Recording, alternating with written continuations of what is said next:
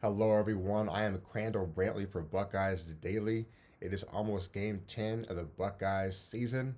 Before we get into the preview, we'll talk about a few things. Is Julian Sayin better than CJ Stroud in 2021? Like, Sayin is the first redshirt star QB since Stroud 4 years ago. So you want to know, who is better?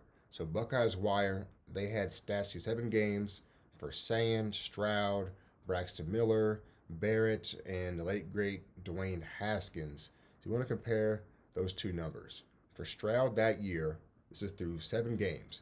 Sayin now played 9 games, but this is a couple weeks ago through 7 games. So Stroud, he passed for nearly 2,300 yards at that point and threw for 23 touchdowns with a completion percentage of 68.7%.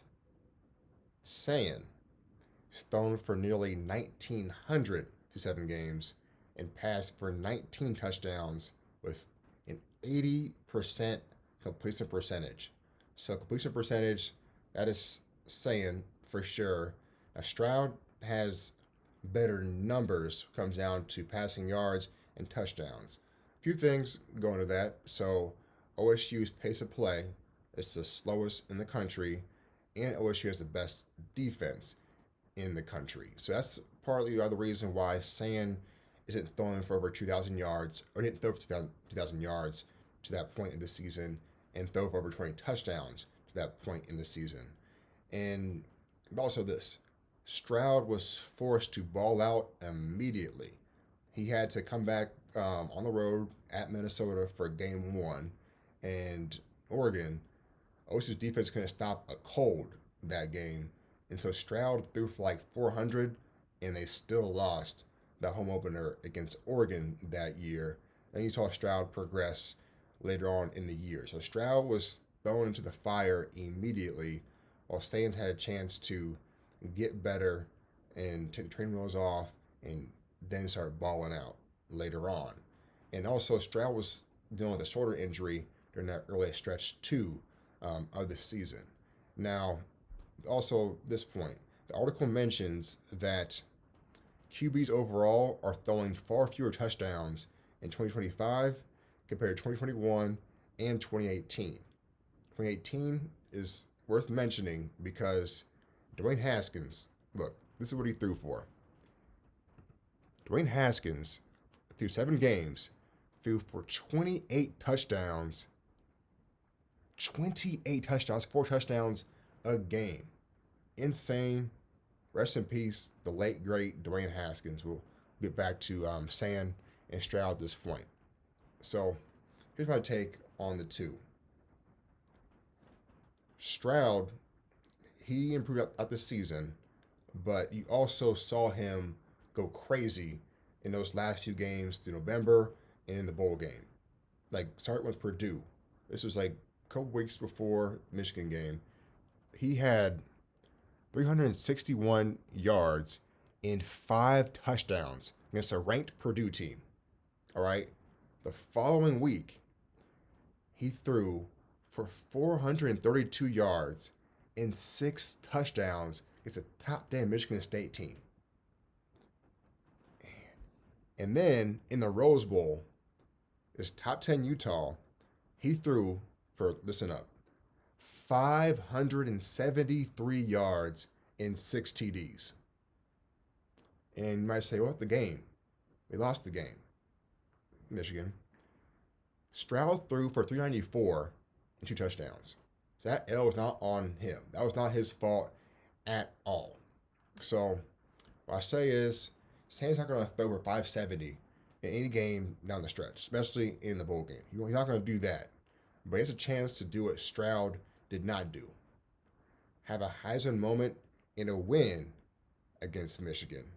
Have a Heisman moment in Indy and win the Big Ten title. And has a chance to win the Heisman Trophy. Stroud that year was a Heisman Trophy finalist, but did not win the trophy. Probably would have won the trophy that year if they beat Michigan. Nevertheless, they didn't do that. But Sayin could do that for this year. And look, he could also win the national title. Something Stroud, his team not do either year. I'd say that's more on Jim Knowles than Stroud, but he did not win the national title. So Stan could pull that off. And Stan hasn't been tested. OSU hasn't been tested since Labor Day weekend. And so, yes, Stan has a chance to be better or at least be on par with what Stroud did in 2021. As far as the numbers and just talent wise, he's shown that Minnesota, Penn State second half, and Wisconsin, if he can do that and that continues in the big games and they keep winning, then yeah, he'll go down as probably better than what Stroud did, if not on the same level.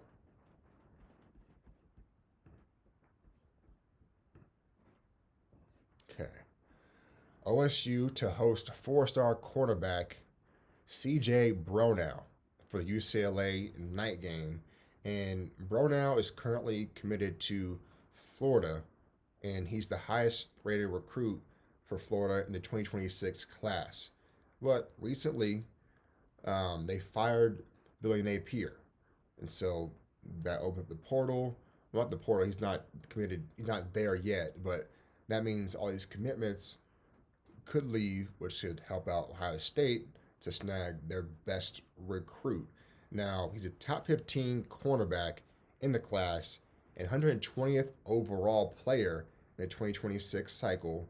And I'm thinking, why is OSU still going for corners in this class? They already have two four-star corners.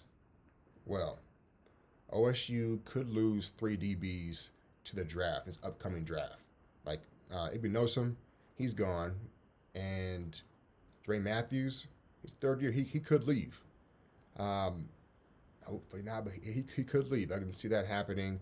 And also Angela Styles, he could leave as well. So they want to make sure they get the best corners. They want three corners in this class. So you get another four-star corner out of that, and it's lockdown season for this class. So we'll see. It's also worth mentioning, like, for this guy, would he want to go into this situation, knowing that they already have two four-stars in the class? I know last year the guy from Oregon, he decided not to go to Ohio State, and then they OSU players like, don't go to Oregon for a no shoe deal. Like, you don't know, like, maybe the DB doesn't want to go to Ohio State, but then again, he doesn't want to like compete at that level. OSU would not want him. But it's interesting to see them go for a third four-star corner in this class.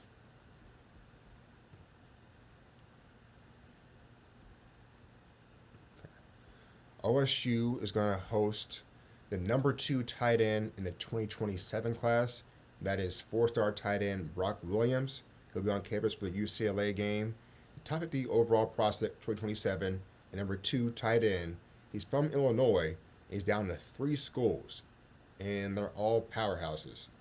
It's not like he's going for like Marshall and Illinois for this. These are 3 powerhouse schools that he's down to: Ohio State, Georgia, and Texas.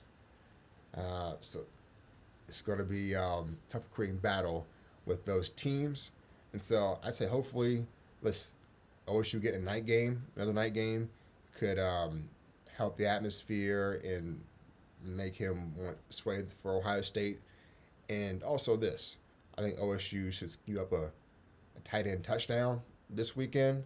They can show proof of, like, this is how we're going to use you if you come to OSU. Like why not? If the game's out of reach, go ahead and get Jelani Thurman and get one of those tight ends to go ahead. Max Clare, get one of those guys a touchdown and be like, hey, see, this is what we're going to do if you come to Ohio State.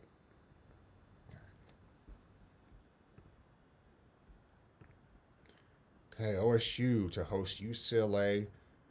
OSU going to play UCLA this weekend, and here's my prediction for that. OSU going to be fired up for this game to play at night. The fans will be fired up. They're going to be pre-gaming, watching the early games, and it's going to be night, like under the lights. They're going to be fired up for the game. And in general, since last year, dating back to Toledo game last year, not just Tennessee, Toledo, they've balled out under the lights. And I think that's going to continue this weekend. They're going to show UCLA how it is to join the Big Ten to play in the shoe. I think Nico is going to struggle running the ball against this OSU defense.